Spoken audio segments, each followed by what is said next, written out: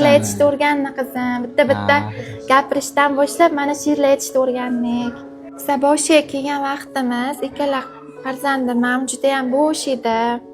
Oyoqlarini bosmaychidi. Diqqatlari kam edi.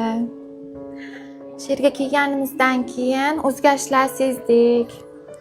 Emaklay boshladi. So'zlari chiqib gapira boshladi. Bolachalarimiz farzandlarimga yoqib, harakatlariga, nutqiga ancha yaxshi bo'ldi. Demak, reabilitatsiya yordam berdi.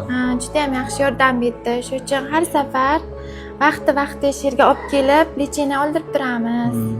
Ilfiklari, massajlar, har xil to'klar qo'yishadi. Juda natijasi yaxshi bilindi. Ota-onalarga tavsiya qilaman. Juda ham yaxshi joy. Kattakon rahmat aytaman avvalambor Shahzod doktorimizga va qolgan xodimlarga kattakon rahmat aytaman. Avvalo Alloh shular sababchi bo'lib farzandlarimning yaxshi bo'lishiga. Men juda ham minnatdorman.